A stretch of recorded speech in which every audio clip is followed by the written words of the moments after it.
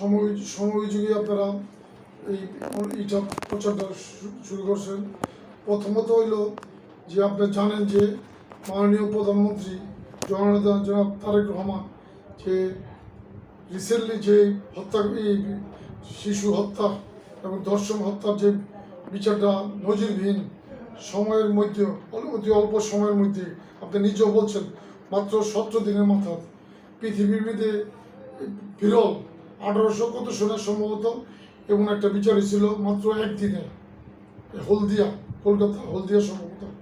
এবং দ্বিতীয় এইটা বলা যায় যে মাত্র 17 দিনে আপনার বিচার কার্য সম্পূর্ণ নিরপেক্ষভাবে আপনার পুঙ্খানুপুঙ্খ বিশ্লেষণ করিয়া আপনার আসামি পক্ষে সুযোগ দিয়া এর শিশুটির ধর্ষণের যে ভিকটিমকে মৃত্যুদণ্ড দেওয়া হয়েছে এটা অত্যন্ত আপনার উপযোগী আপনার রায় এবং আমি বলবো যে এটা ঐতিহাসিক রায় এবং এটা আরও আমি খুশি হবে আপনার দ্রুত গতিতে এই রায়টা যাতে বাস্তবায়িত হয়। বিশেষ করে উচ্চ আদালত আমাদের পুরান ঢাকার ঐতিহ্যবাহী ওয়ারি থানা, এখানে ম্যাক্সিমাম লোকজন বসবাস যারা করে তারা অত্যন্ত ভদ্রলোক। পুরান ঢাকার মধ্যে সবচেয়ে ভদ্রলোকের এলাকা হইল ওয়ারি থানা। একসময় ওয়ারি একটা ঐতিহ্য ছিল যে পাকিস্তান আমলে ব্রিটিশ আমলে যে সবচেয়ে এলিট পার্সন এবং শিক্ষিত সমাজ এই ওয়ারিতে বসবাস করছে। পরবর্তীতে হয়তো ঢাকা ধানমন্ডি গেছে, অন্যান্য জায়গায় গেছে। এই ওয়ারি নিধে শশীমোহন পোশাক লেনে এমন একটা ঘটনা ঘটলো, এই ঘটবে এটা খুব খুব বেদনাদায়ক, কষ্টদায়ক। আমার কোনো ভাষা নাই এটা কী বলে নিন্দা জানাবো।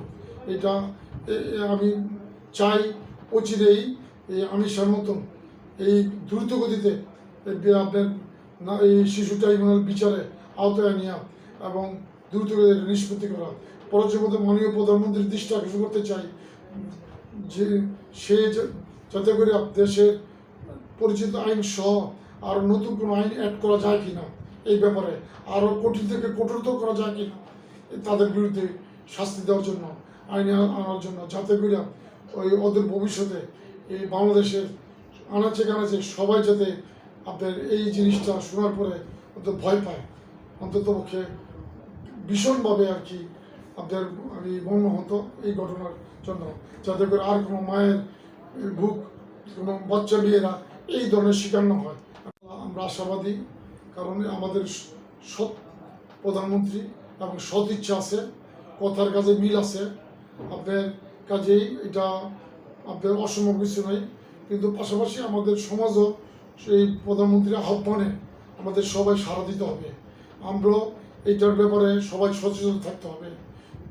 প্রতিটা বিল্ডিংয়ে, প্রতিটা পাড়ায় মহল্লা যে পঞ্চায়েত কমিটি আছে, কি আপনার একটা ফ্ল্যাটের ভিতরে একটা ফ্ল্যাট কমিটি আছে, তারাও যাতে করে এই ব্যাপারে যাতে করে সচেতনমূলক প্রতি সপ্তাহে 15 দিন অন্তর অন্তর একটা মিটিংয়ের ভিতরে এই টপিক্সটা, এই ব্যাপারটা যাতে একটা আলোচনা আনে এবং এই আলোচনা সবচেয়ে প্রায়োরিটি দেয়।